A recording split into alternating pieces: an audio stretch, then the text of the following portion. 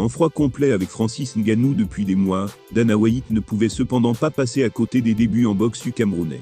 Ne serait-ce que parce que les médias l'ont rapidement interrogé sur la performance du Predator contre Fury. Et le patron de l'UFC a fait polémique avec sa réponse.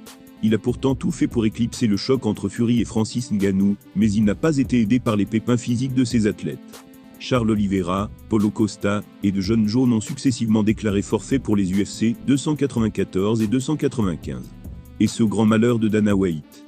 Résultat, l'ancien champion des poids lourds a attiré l'attention du monde entier pour ses débuts sur le ring. Et à juste titre d'ailleurs. En effet, il est parvenu à faire très bonne figure contre le Britannique, et même à l'envoyer au sol. Au point même d'être salué par Jones et Conor McGregor, qui sont les chouchous de White à l'UFC. Sans surprise, le patron de la fédération de MMA a donc été questionné sur le sujet, sur le podcast Triggered. Le moins que l'on puisse dire, c'est que son avis n'a pas manqué de faire réagir les fans.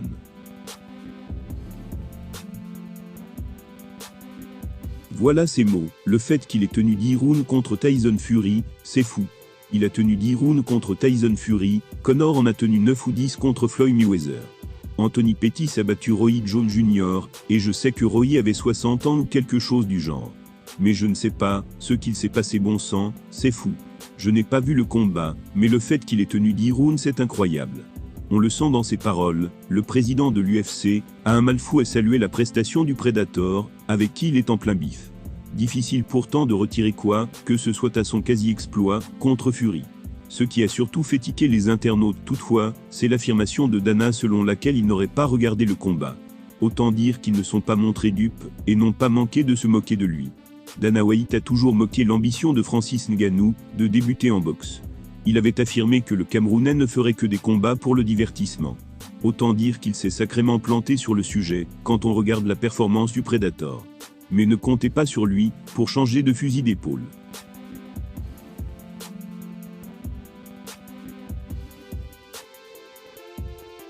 Malgré sa récente victoire à l'UFC Paris, Ciryl Gane est loin de faire l'unanimité au sein de la Ligue de MMA.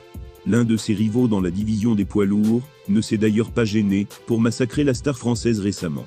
Il faut dire que le tricolore lui avait adressé un énorme vent, il y a quelques semaines. L'UFC voulait organiser un énorme show autour de John Jones, le 11 novembre prochain.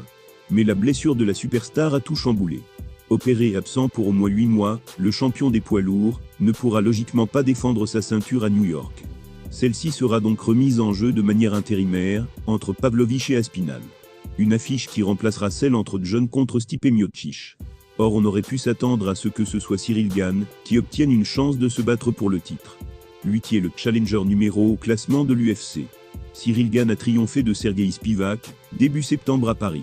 Néanmoins, il doit encore se défaire de l'humiliation subie face à Bourne, en mars dernier.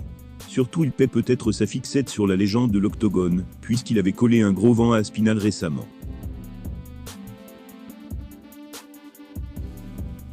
En effet, le Britannique avait offert de l'affronter, afin de déterminer qui méritait le plus de se mesurer à Jones. Une proposition que bon gamin a refusée sur le champ, en expliquant n'avoir que le champion dans sa ligne de mire. Il doit désormais s'en mordre les doigts, puisque c'est bien Aspinall qui va avoir sa chance. Ce dernier n'a d'ailleurs pas manqué de salement tacler le protégé de Fernand Lopez, il y a peu. Il avait déclaré « Ce n'est pas son choix le plus intelligent selon moi.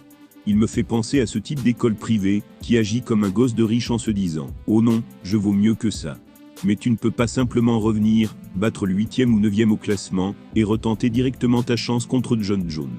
C'est pas comme ça que ça fonctionne mon gars. Certes Gane l'a emporté avec la manière face à Spivak.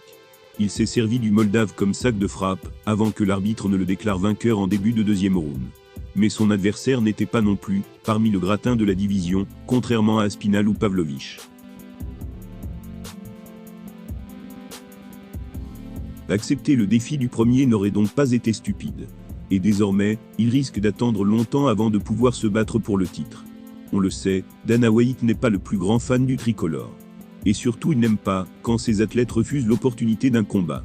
Le président de l'UFC pourrait donc se montrer encore plus sévère envers Gane dans les mois à venir. Si celui-ci veut se battre pour la ceinture. En plus de ça, le vainqueur de l'UFC 295 voire Stipe Miocic devrait avoir la priorité avant qu'il n'obtienne une nouvelle chance. Pour le coup, Ciryl Gane est peut-être bien le plus gros perdant de l'UFC 295. alors qu'il ne devait même pas figurer sur la carte. S'il avait accepté d'affronter Thomas Spinal, il aurait pu être celui qui se battrait pour le titre intérimaire des poids lourds, plutôt que Sergei Pavlovich. À présent, il ne peut que ruminer son choix.